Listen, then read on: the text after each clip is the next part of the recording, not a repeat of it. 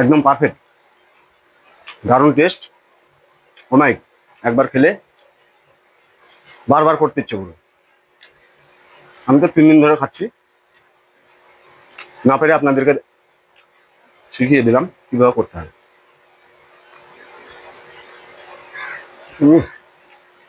ওমাই, আজকে আমাদের নিরামিষ সোয়াবিন করে দেখাবো। আলু সিদ্ধ করে নিয়েছি আর সোয়াবিনটা সিদ্ধ করে নিয়েছি, আর বাকি নিরামিষ মশলা, ধনেপাতা, কাঁচা লঙ্কা, একটা টমেটো, এখানে জিরা বাটা, আদা বাটা, আর হলুদ, ঘি আর সরষের তেল, এই মশলা দিয়ে। আর আমার একটা স্পেশাল মশলা আছে, ওটা আপনাদের লাস্টে দেখাচ্ছি, ভিডিওটা দেখুন। প্রথমে সোয়াবিনটা ভাজার জন্য একটু তেল দিয়ে দেবো। গ্যাসটা ধরে নিই।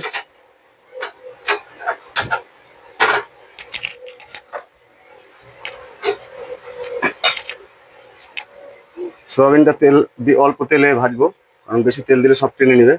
অল্প হালকা তেলে সোয়াবিনটা ভেজে নেব।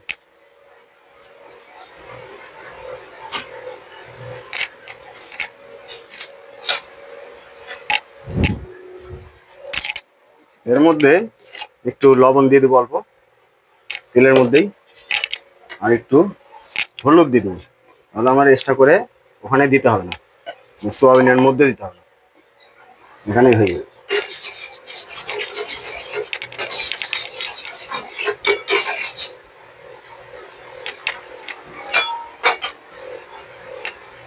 এবার আমি গোটা কড়াইয়ে লাগিয়ে নিয়ে, যেন না লাগে, সোয়াবিনটা না লেগে ধরে, ব্যাস। এবার সোয়াবিনটা দিয়ে দেবো।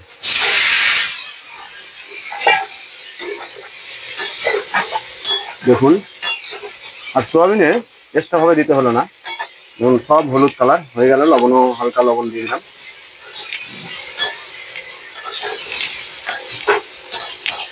যারা নিরামিষ করবেন তারা এই পদ্ধতিটা করবেন, দারুণ লাগবে খেতে।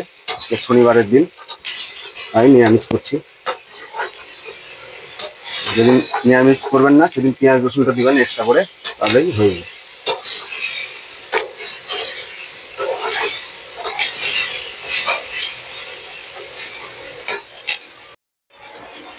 দেখুন, এরকম আমি হালকা করে ভেজে নিলাম, বেশি খুব কড়া করতে হবে না, হালকা করে ভেজে নিলাম। এবার আমি এটাকে নামিয়ে নেব।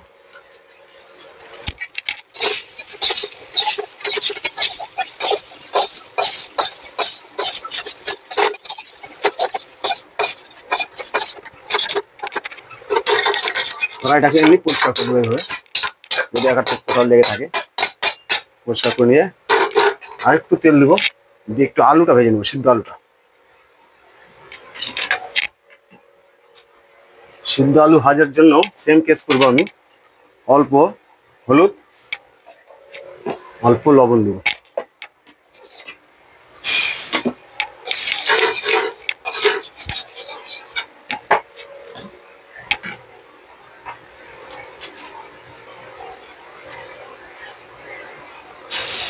ভেঙে নেবো হাত দিয়ে।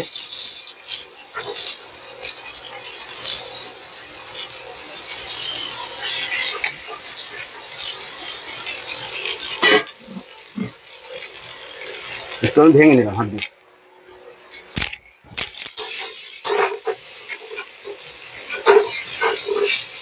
দু একটা যদি গোটা থাকে, বড় থাকে, আমি কেটে নেবো হালকা। আলুটাকে 2-3 মিনিট ভেজে নেবো, 2-3 মিনিট।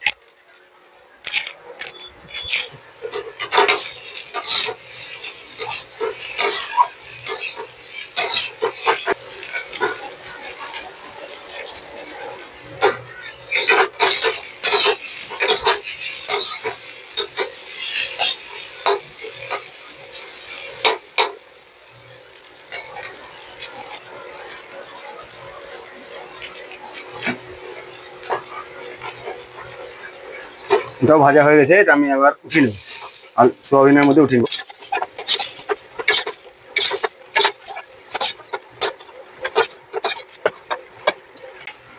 এবার মশলাটা করার জন্য একটু তেল দেবো সামান্য,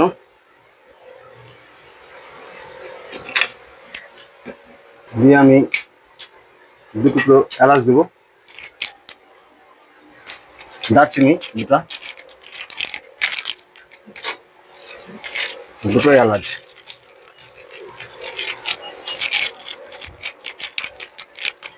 একটা শুকনো লঙ্কা দিলাম,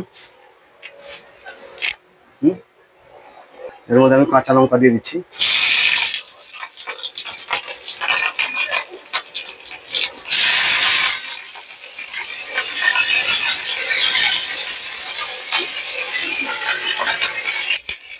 একটু গোটা জিরা ফোড়ন দিয়ে দিচ্ছি হালকা,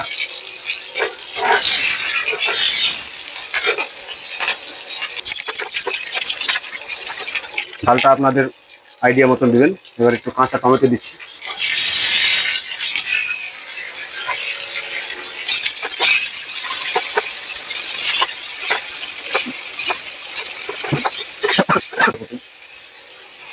ধরুন আমার মশলা দেখুন, অল্প মশলা, 1 চামচ আদা, 1 চামচ জিরা,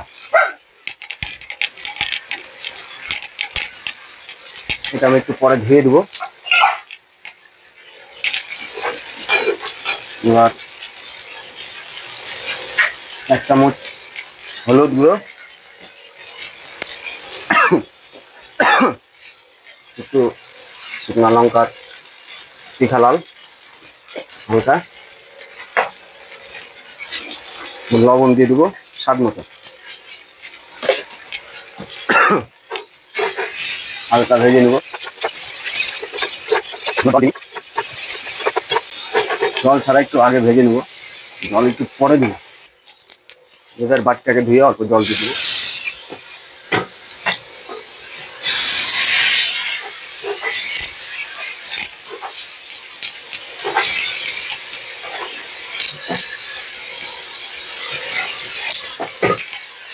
বাটি ধোয়ার জল দিয়ে দিলাম,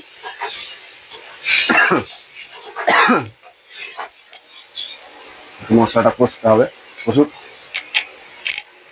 2 মিনিট কষাবো। দেখুন মশলাটা মোটামুটি তেল ছেড়ে দিয়েছি, কষানো হয়ে গেছে। এখন অল্প আমার স্পেশাল বানানো মশলাটা দেবো। মশলার মধ্যে আছে জায়ফল, জয়িত্রী, এলাচ, দারচিনি, বড় এলাচ, সব মিক্সচার করে বাটা আছে। আপনারা এই মশলাটা করে নেবেন। অল্প এখন দেবো, অল্প নামানোর সময় দেবো।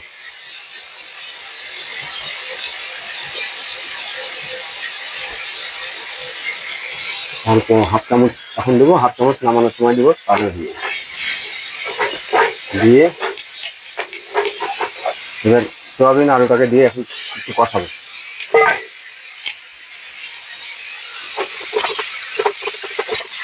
মাংস যেভাবে কষান সেম ভাবে কষাতে হবে।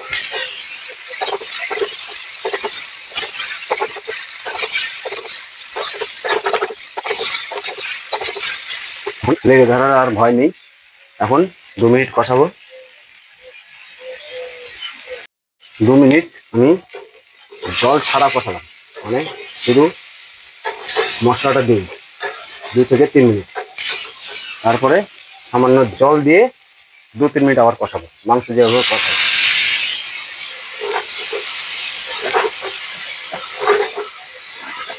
সামান্য জল দিলাম, দিয়ে মাংস যেভাবে কষায় সেভাবে আবার 2 থেকে 3 মিনিট কষাবো।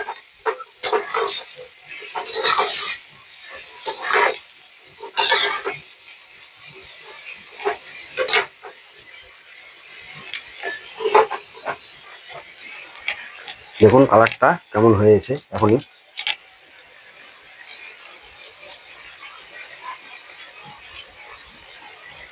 সুন্দর কালার হয়েছে। এখনই মিনিট কষানোর পরে আমি 1 চামচ ঘি দিয়ে কষাবো।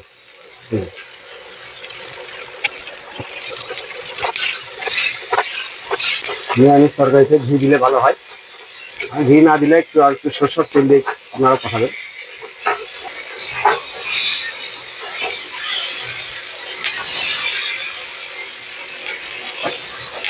এবার আপনারা যেমন খাবেন তেমন মাপ মতো ঝোল দিন।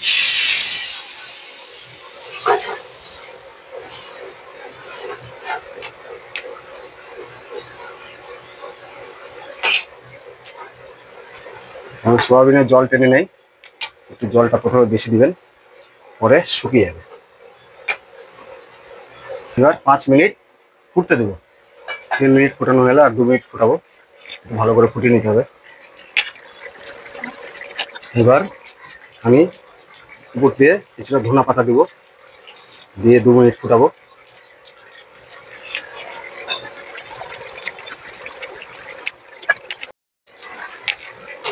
এবার আমার রান্না কমপ্লিট হয়ে গেল।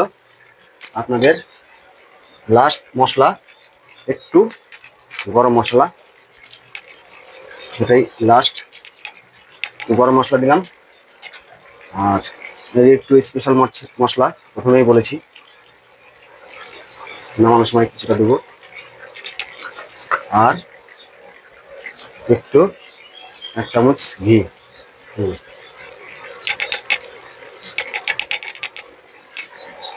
আমার কমপ্লিট মশলা দেওয়া। এবার আমরা দেখে নেড়ে নামিয়ে নেব। এইভাবে একবার আপনারা রান্না করে খেয়ে দেখবেন। এবার আমি টেস্ট করে দেখাবো আপনাদের কেমন হয়েছে। চলুন।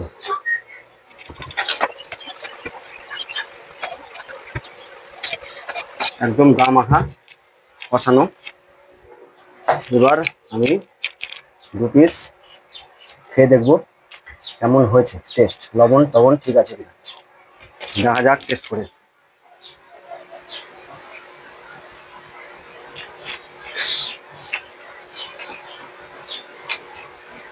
একদম পারফেক্ট, দারুণ টেস্ট।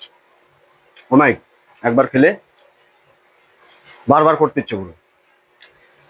আমি তো 3 দিন ধরে খাচ্ছি, না পেরে আপনাদেরকে শিখিয়ে দিলাম কিভাবে করতে হয়।